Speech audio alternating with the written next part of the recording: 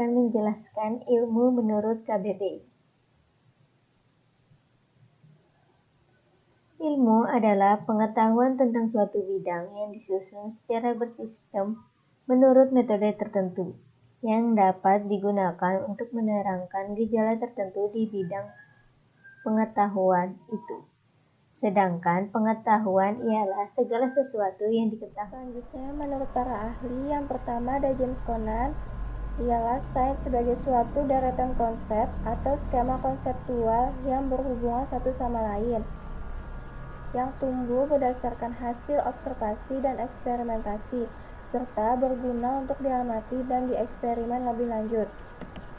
Lalu yang kedua ada Lianji, ialah ilmu mengandung 3 hal, yakni pengetahuan, aktivitas, dan metode. Yang ketiga ada menurut Henry Wahbstan, ialah suatu kumpulan yang sistematis dari pengetahuan yang dihimpun dengan menggunakan metode ilmiah.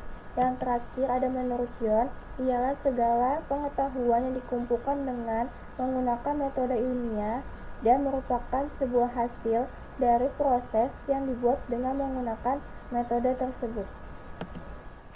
Selanjutnya, kriteria ilmu. Yang pertama, memiliki objek yang jelas. Ilmu mensyaratkan adanya objek yang diteliti dengan jelas, baik yang berhubungan dengan alam maupun tentang manusia. Yang kedua, memiliki metode tertentu. Metode ini dikenal dengan istilah metode ilmiah. Metode ilmiah boleh dikatakan merupakan suatu pengajaran terhadap kebenaran yang diatur oleh pertimbangan-pertimbangan logis. Yang ketiga, disusun secara sistematis. Ilmu harus terumus dan teruraikan secara teratur agar terbentuk suatu sistem yang memiliki suatu keutuhan. Dan yang keempat, memiliki tujuan. Ilmu memiliki tujuan diantaranya, yang pertama, agar manusia menjadi lebih terdidik dan memiliki pengetahuan serta mampu menilai hal-hal di sekitarnya. Yang kedua, agar manusia menjadi lebih bijaksana dalam menjalani kehidupannya. Dan yang terakhir, agar manusia dapat berpikir sendiri, memiliki pendapat sendiri, mandiri secara rohani, dan dapat bersikap kritis. Selanjutnya adalah sifat dari ilmu. Sifat dari ilmu terdiri dari 6 bagian. Yang pertama, logis, yaitu masuk akal. Yang kedua, objektif, yang berarti ilmu selalu didasari oleh data dan fakta. Yang ketiga, sistematis, yang artinya ilmu disusun secara rapi. Yang keempat, andal. Yang dimaksud andal di sini adalah ilmu dapat dibuktikan kembali.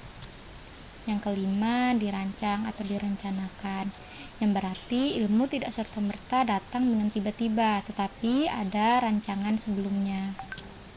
Dan yang terakhir adalah akumulatif, yang berarti ilmu selalu berkembang dengan perkembangan keinginan dan hasrat manusia. Menurut Muhammad Hatta, pengetahuan didapat dari pengalaman, sedangkan ilmu ialah pengetahuan yang didapat dari keterangan.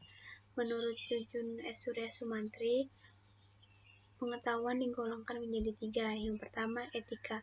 Etika mengetahui tentang baik dan buruk. Yang kedua, estetika, mengetahui tentang keindahan dan kejelekan. Yang ketiga, logika, mengetahui tentang benar dan salah. Menurut A.M. Saifuddin, pengetahuan juga digolongkan menjadi 3. Yang pertama, pengetahuan indrawi, pengetahuan yang dapat dijangkau oleh panca indera.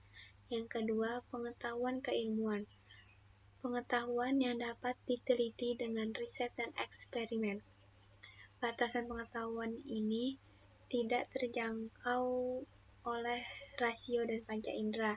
Yang ketiga, pengetahuan falsafi, pengetahuan yang tidak dapat diteliti dan hanya dapat dipikirkan, seperti pengetahuan tentang Tuhan dan akhirat. Ilm dalam bahasa Arab, pengetahuan disepadankan dengan ma'rifah, pengetahuan, hikmah, kebijaksanaan, dan syukur, perasaan. Artinya ada kaitan antara tahu dan tanda dalam bahasa Arab. Ilm dalam bahasa Arab dapat diartikan pengetahuan mengenai tanda, ayat, atau mengetahui ayat. Selanjutnya ada perintah mencari ilmu. Yang pertama, Quran Surah Al-Alaq ayat 1-5. Surat Al-Alaq dalam Al-Quran, khususnya 1-5, merupakan wahyu pertama yang diterima Nabi Muhammad SAW. Surat inilah yang menjadi tonggak perubahan peradaban dunia, yakni pentingnya ilmu pengetahuan, perubahan dari kehidupan jahiliyah menjadi terang benderang. Perubahan-perubahan itu diawali dengan Iqra yang artinya bacalah. Yang kedua, Quran Surah Al-Mujadilah ayat 11. Surat Al-Mujadilah ayat 11 menjelaskan adab menghadiri majelis, yakni hendaklah setiap orang berlapang-lapang dalam majelis, dan juga menyebutkan pentingnya ilmu, serta dimuliakan dan diangkat derajatnya oleh Allah. Dan yang ketiga, Quran Surah Ali Imran ayat 7. Secara umumnya, Allah Subhanahu wa Ta'ala telah menjelaskan pengetahuan-pengetahuan yang tinggi dan realita-realita yang besar di alam ini untuk pemahaman masyarakat secara umum. Walaupun untuk memahami sebagian realita seperti sifat-sifat dan perbuatan-perbuatan Tuhan bagi kebanyakan manusia adalah perkara yang sulit, dan hanya para ulama dan cendekiawan dan orang-orang yang berhati bersih yang dapat memahami makna tersebut.